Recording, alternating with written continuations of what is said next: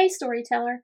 Writing is one of the most enjoyable, empowering hobbies or occupations we can pursue until we get stuck. Interruptions occur, characters and plot stop cooperating, life happens, and inspiration stops in its tracks.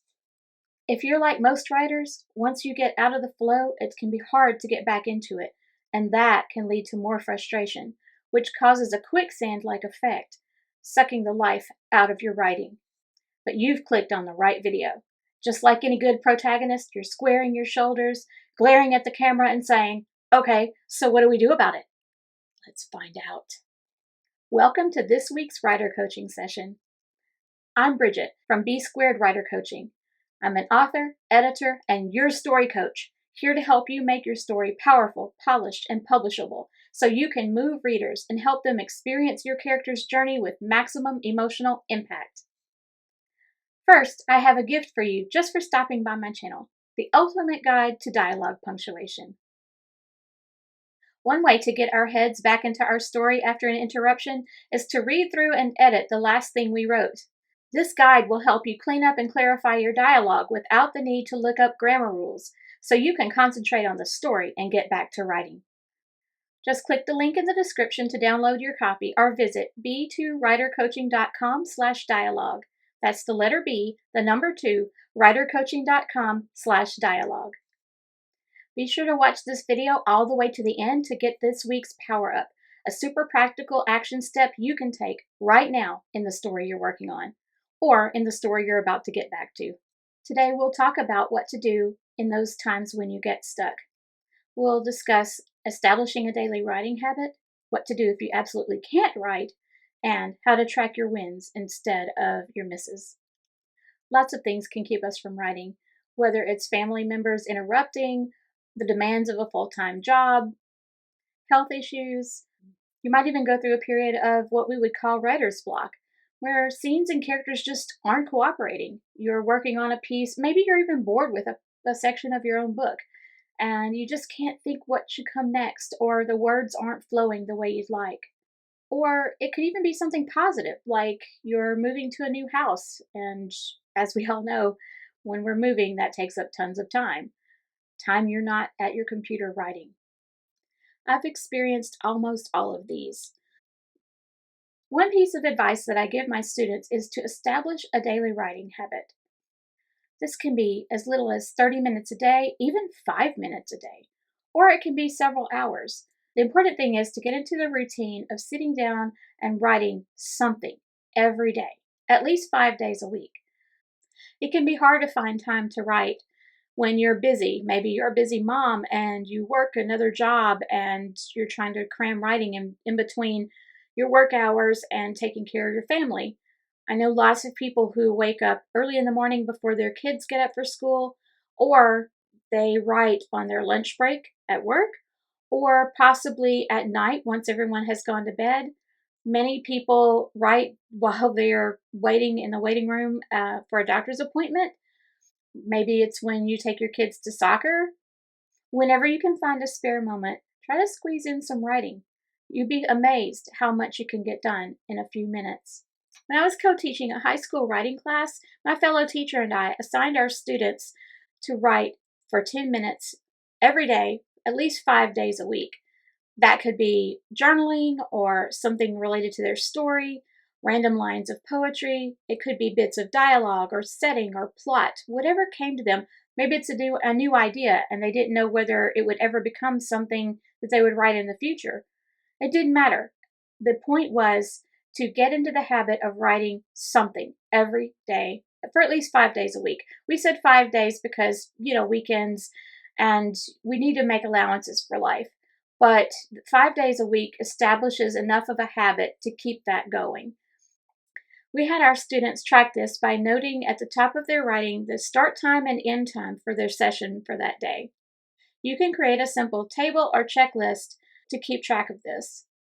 When our students were doing their daily writing, some of them just used that time to vent on the page about their frustrations with their characters not talking to them, so to speak.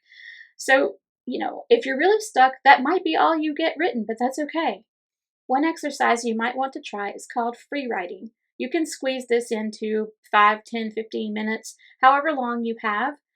And how this works is you can put on a playlist or some music, anything that either if it has lyrics or doesn't matter, whatever inspires you.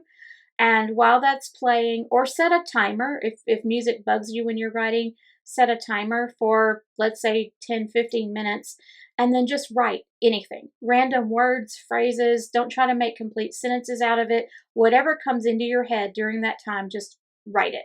It's called free writing because there are no constraints. It can relate to your story or it doesn't have to. It's just whatever words surface in your mind. And that's why they usually recommend music, because music can inspire us in many ways. Then you can look back at that later, and who knows, you may pull some interesting phrases out of it that you can use in a scene. I did this several times when I was writing my first novel, Keeper of Shadows. And I remember one scene in particular that part of it was inspired by a phrase that I wrote during free writing.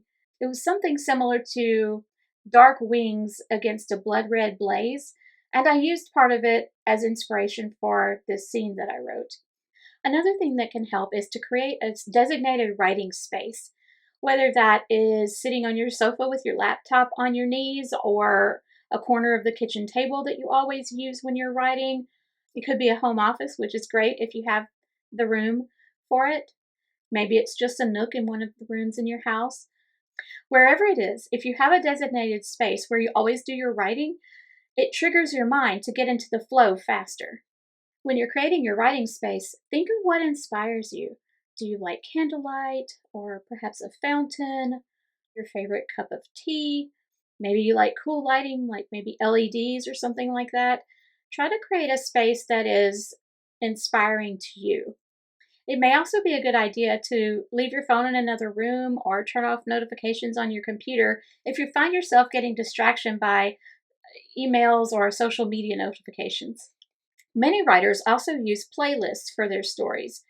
You can use something like Spotify or your iTunes or wherever you like to listen to music and compile songs that either relate to the story you're writing or the characters, possibly even the character's backstory, a specific scene you're working on, and play those when you need to get inspired. Some people can't really write to music with lyrics, and that's okay too.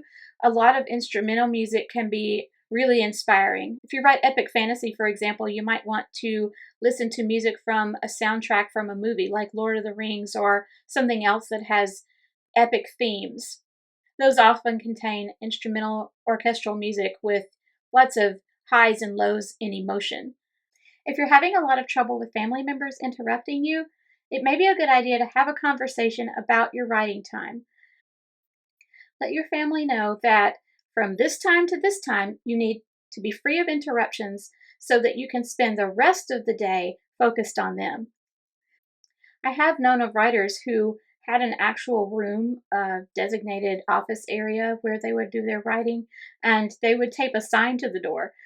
One writer in particular posted a sign that read something to the effect of, "Do not open this door unless the house is on fire, you are bleeding out, or some other natural disaster has occurred." I don't know if you need to go to that extreme, but it can be good to, I don't know, just let everyone know writing in progress or something like that. At the most recent meeting of my writers group, we were discussing this subject, and one of my writer friends said, just lock yourself in the basement and put your butt in your chair and get it done. Ignore your family and finish the book. You may be thinking, all those tips are great, but what if you can't write? What if you're having some kind of health issue or your kids or another family member need constant care and you just can't do it? Those things do happen. For years, I dealt with chronic pain and still at times deal with decreased stamina. And I can tell you, there's no writing going on when that's happening. There were many times when I either just didn't have the energy or the pain was too severe for the words to come. Most people think, well, how much energy can it require to write? I mean, you're sitting in a chair, your hands are on a keyboard. What's the big deal? Creativity requires lots of energy. And if you don't have it, well, the words just aren't there. So, what do? First, give yourself permission to take a break. Not forever, but understand and realize that sometimes you just can't, and that's okay.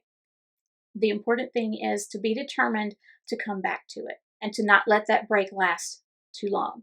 Another thing to keep in mind is just because you can't sit in front of the keyboard and work on your story doesn't mean you can't write, at least in your head. Thinking about your characters, your plot, your setting, daydreaming about your story, that counts. All of that counts as writing. That's why it's a good idea to keep a small notebook handy or use a notes app on your mobile device. Even a voice memo app on your phone can be super handy.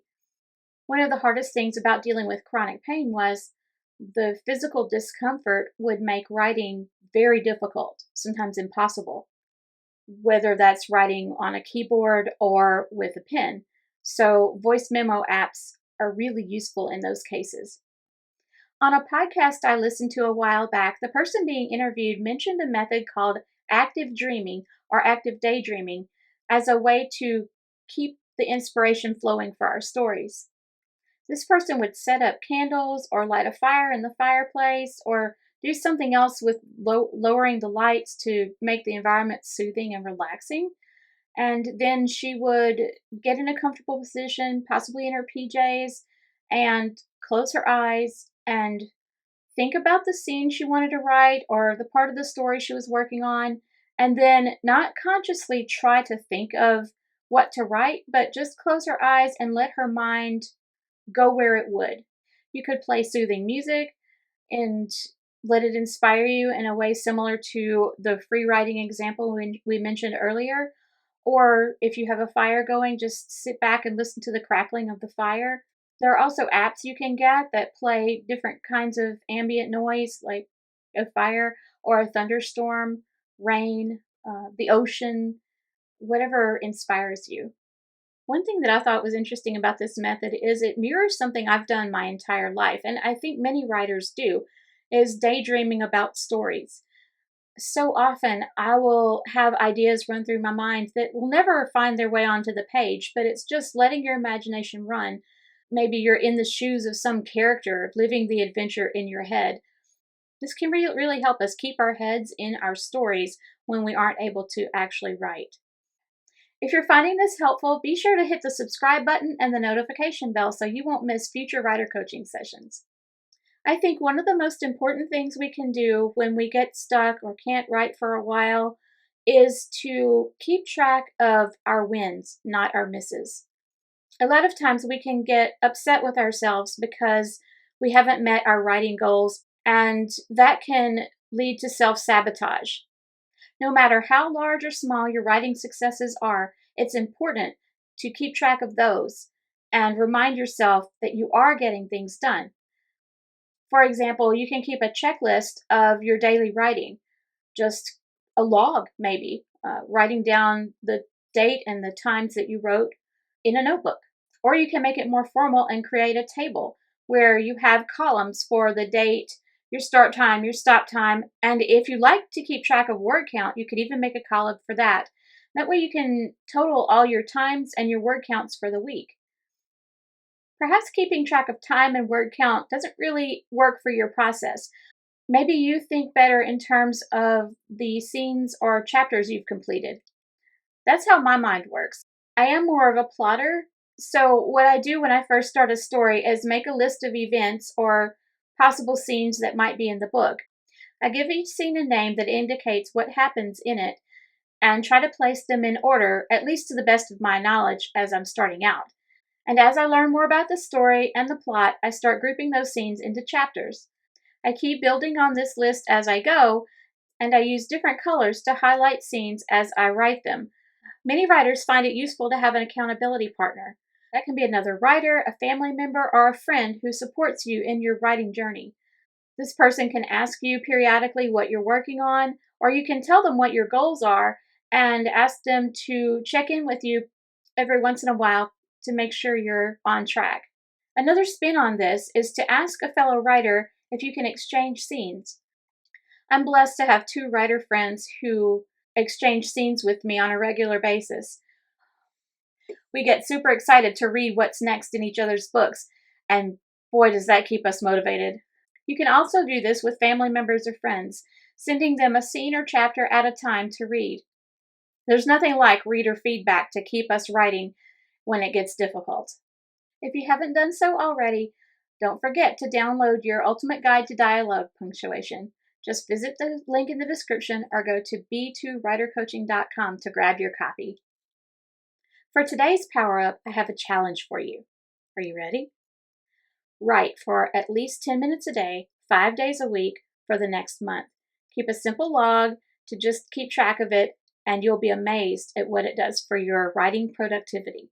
Sometimes we get stuck in our writing because the scene just isn't working, or the scenes in a certain section feel boring to us, or just aren't moving the plot forward as fast as we'd like or in the way that we wanted. In next week's writer coaching session, you'll discover the one thing every scene needs in order to keep readers and the author turning pages. So be sure to subscribe and hit that notification bell so you don't miss it. And if you're in need of a little more creative inspiration, check out these videos. Until next time, let's power up your storytelling.